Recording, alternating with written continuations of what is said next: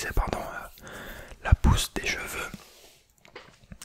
Alors il faut savoir que je me suis fait un peu la boule à zéro parce que j'ai laissé genre 2 centimètres. Et c'était au mois de février. Et ça fait février, mars, avril, mai, juin, juillet. Ça fait 7 mois et on va dire que mes cheveux m'arrivent au bout de mon nez quoi. Donc il y a eu quand même une assez bonne pousse.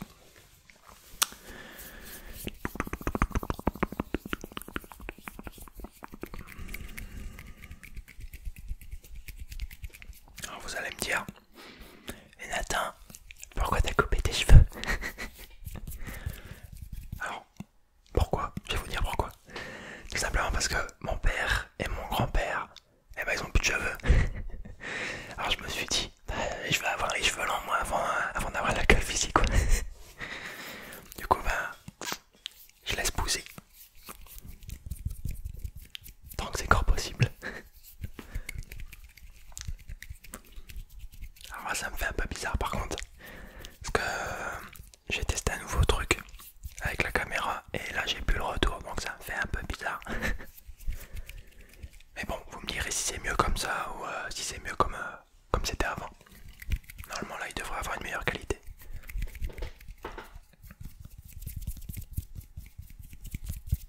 Alors faut savoir que moi j'ai les cheveux qui sont normaux on va dire. Ils sont pas trop secs ni trop gras, ils s'engraissent pas trop vite. Donc au niveau de ça, ça va. Après si vous voulez laisser pousser vos cheveux comme moi, surtout il ne faut pas laver les cheveux tout le temps. Ça c'est une erreur à pas faire. Tout simplement parce qu'avec le shampoing etc ça va agresser le cuir chevelu et la pousse sera moins optimisée on va dire. Et ça va agresser trop vos cheveux, ils sont très rapidement soit secs ou soit gras. Alors moi je les lave 2 fois par semaine.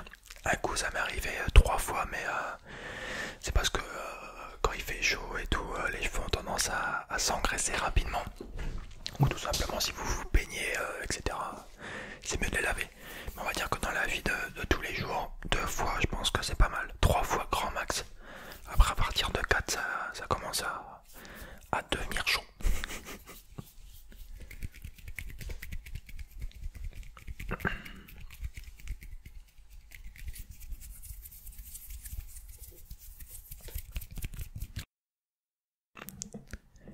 J'utilise une petite brosse. Alors bien évidemment au début vous allez sûrement utiliser un peigne. Mais plus ils sont longs, plus avec le peigne c'est galère.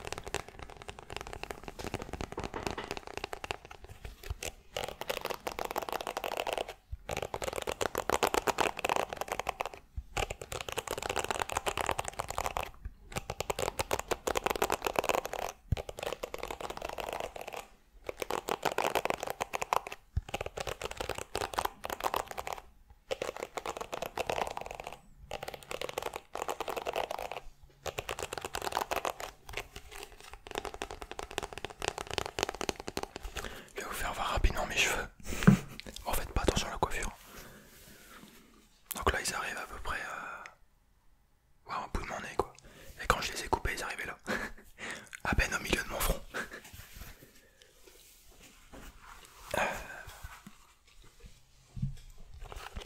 Donc bon. Après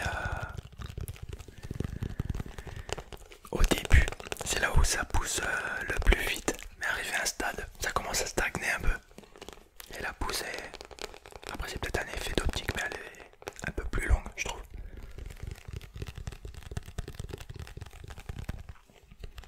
Même en utilisant les huiles etc.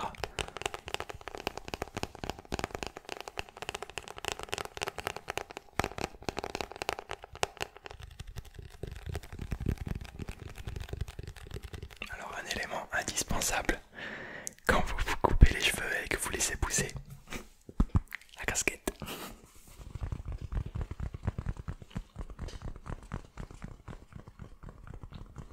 Parce qu'au début, bon, on va pas se mytho,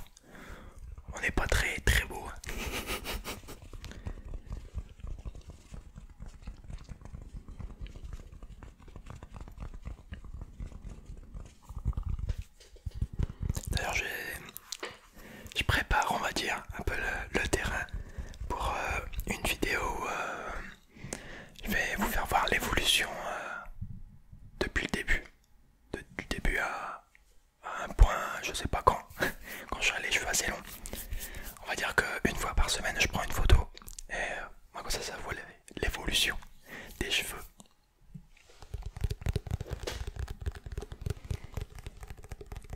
Et quand je regarde la première photo, j'avais une sale tête. Oh là là. Les cheveux courts ça me va plus.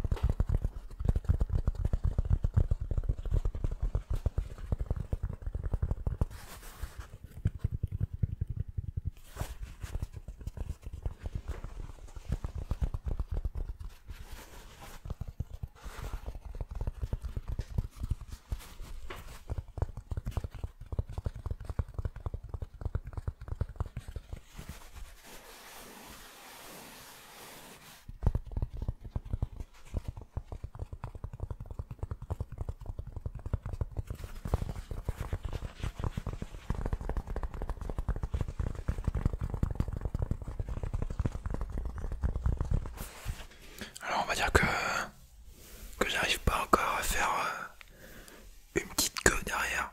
Parce que les cheveux devant ils commencent à se barrer. Mais bon, d'ici 2-3 mois, ça devrait être pas mal. Petite queue pour les cheveux, attention. Sinon je vais être démonétisé. On rigole.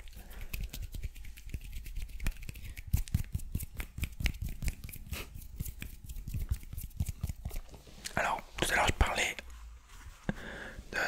du lavage des cheveux. Alors comme shampoing, j'utilise un shampoing extra doux de Nature et Moi. Ce n'est pas un placement de produit bien évidemment. Alors je l'utilise surtout pour enlever l'huile après avoir fait mon bain d'huile. Alors il faut savoir que mon bain d'huile, j'en fais une fois par semaine. Alors le plus souvent c'est soit le vendredi soir ou le samedi soir. Tout simplement parce que le lendemain, vu que je travaille pas, ben, j'ai le temps de les laver. Est-ce que ça prend un peu de temps? Alors je me fais un shampoing normal, soit le mardi soir ou le mercredi soir. Donc au soir. Et donc soit le samedi matin ou le dimanche matin en fonction de quand j'ai mis mon bain d'huile. Alors je laisse le bain d'huile agir toute la nuit. Alors il y en a qui entourent également leurs cheveux d'une serviette qu'ils ont fait chauffer, alors je ne sais pas comment, mais une serviette chaude. Alors je pense que ça sert à tout simplement ouvrir les pores, pas les pores USB.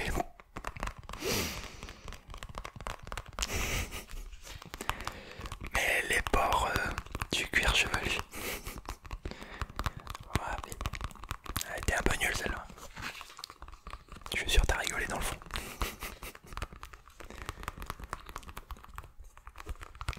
Mais bon, moi j'ai pas trop le temps de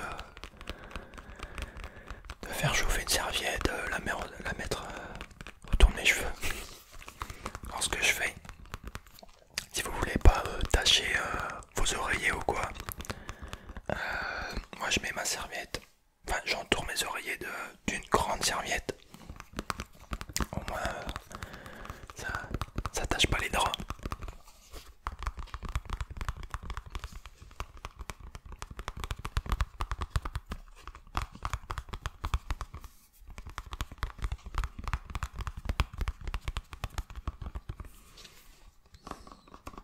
Alors les shampoings extra doux justement.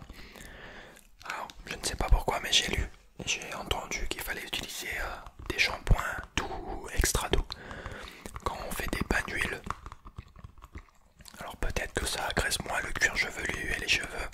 Là je pourrais pas trop vous dire, s'il y en a qui savent, n'hésitez pas à le mettre en commentaire. Mais on va dire que avant de tout acheter, je me suis un peu renseigné quoi.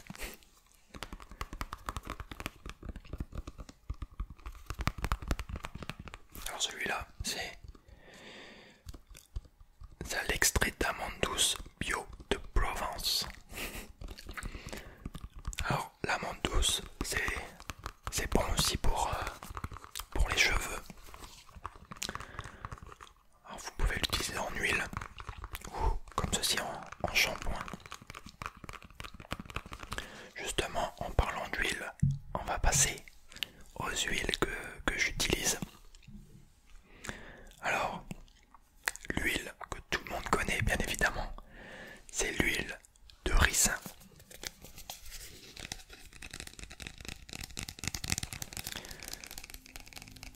Alors elle a des vertus qui favorisent la pousse des cheveux, qui renforcent les cheveux et on va dire que, comment je pourrais vous dire ça, qu'elle enlève qu'elle fait tomber les cheveux qui sont pas assez résistants. Alors bien sûr tous vos cheveux ne vont pas tomber, mais on va dire que plus vos cheveux y poussent, plus vous aurez de cheveux dans vos mains quand vous allez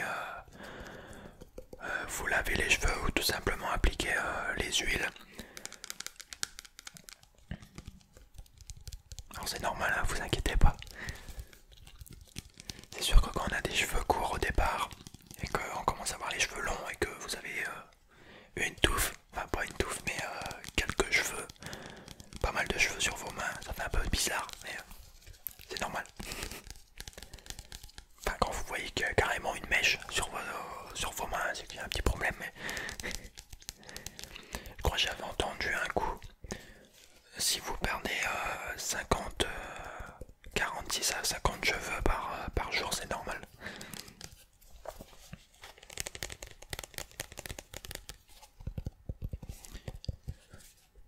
Alors les huiles, je les ai achetées sur internet,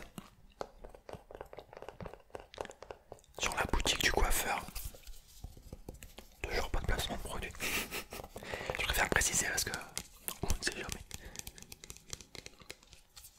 Alors au niveau du prix, je ne sais plus combien je les ai payés, mais là c'est du 100 ml je crois.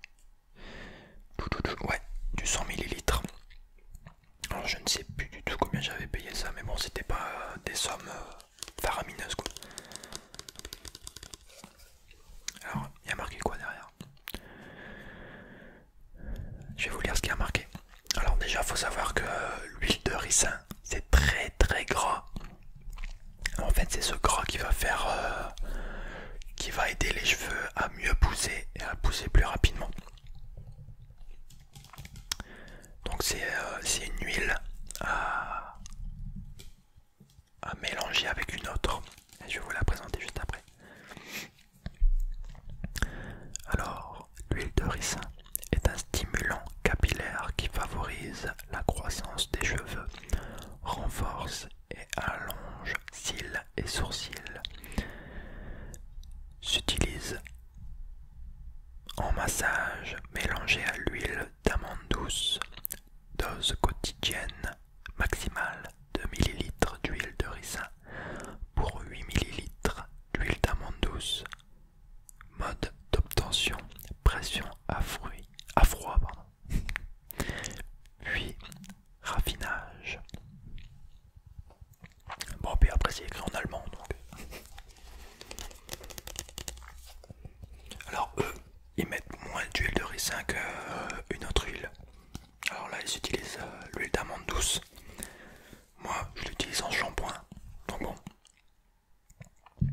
Et par contre en deuxième huile j'utilise l'huile de jojoba. Alors pourquoi l'huile de jojoba vous allez me dire? Alors déjà l'huile de jojoba c'est une huile qui est très très liquide. Alors je sais pas si vous allez le voir. Elle est extrêmement liquide et au niveau de l'application ça sert énormément avec l'huile de ricin parce qu'au niveau de l'application l'huile de ricin est assez gélatineuse on va dire. Donc pour l'étaler sur le cuir chevelu etc c'est plus facile avec une huile liquide mélangée avec. Ensuite je crois que l'huile de jojoba ça correspond plus aux cheveux qui s'engraissent vite. Alors moi j'ai pris ça quand même parce que j'hésitais avec l'huile de coco l'huile de coco. Mais l'huile de coco c'est une huile qui est très grasse aussi. Donc je me suis dit l'huile de raisin plus l'huile de coco ça va faire un combo. Pff, laisse tomber. Donc j'ai pris l'huile de jojoba. Mais elle est également un peu plus liquide je pense que l'huile de coco. Alors comment je fais quand je fais mon mélange? Alors je prends un petit bol.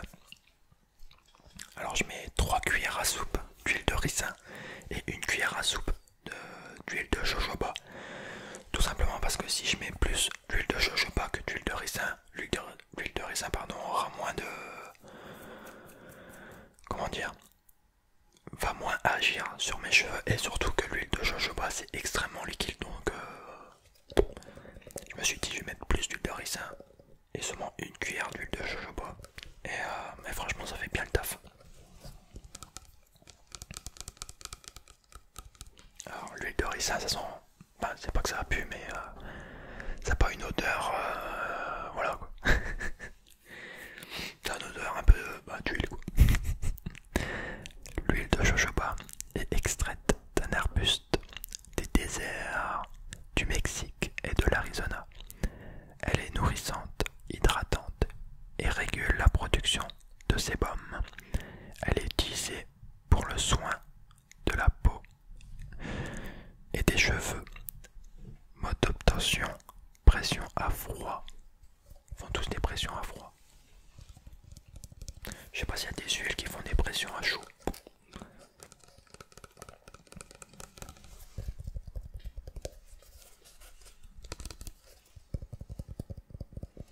Vous voyez, l'huile de jojoba, j'en mets vraiment pas beaucoup tellement c'est liquide. Mais par contre, l'huile de ricin, elle est déjà à la moitié. J'ai bien tapé dedans. Alors, ça fait combien de temps que je les ai? Ça fait à peu près.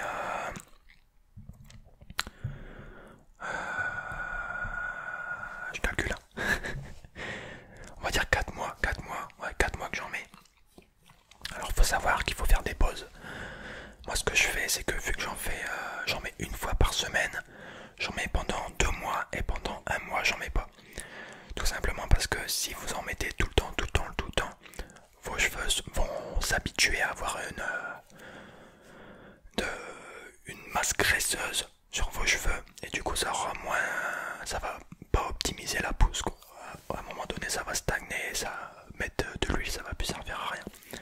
Donc j'en mets pendant 2 mois. Je fais une pause d'1 mois et après je reprends 2 mois, une pause d'1 mois et ainsi de suite.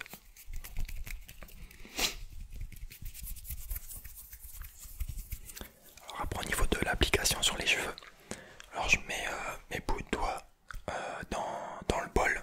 Donc déjà avant je mélange parce que vu que j'en mets quand même pas mal, j'en ai assez pour faire 1 mois. Donc bien sûr après je referme le bol. Donc je mélange pour que ça soit bien homogène. Ensuite j'en mets sur mes bouts de doigts.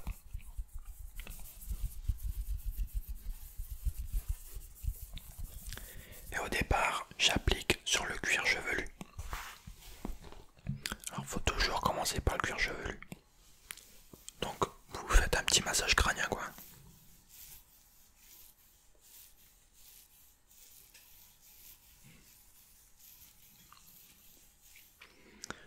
Alors si vous voulez pas trop que vos cheveux de derrière poussent, mettez-en pas. Mais moi j'en mets surtout c'est sur le dessus, sur les côtés.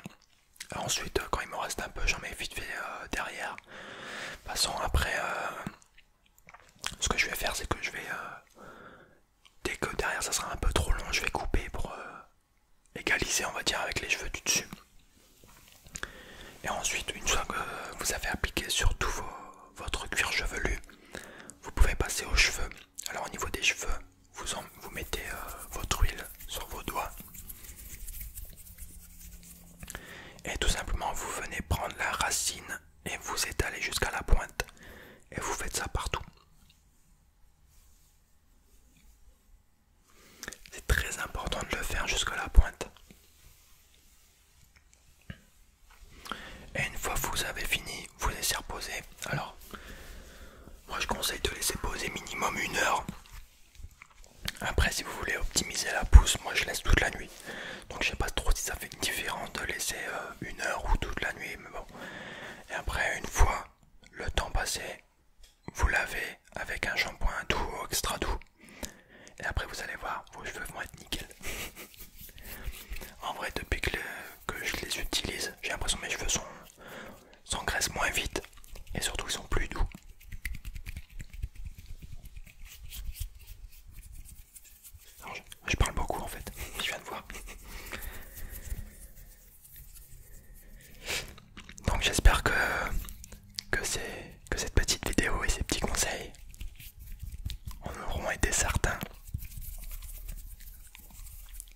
cas, j'espère que cette vidéo vous sera détendu et relaxé.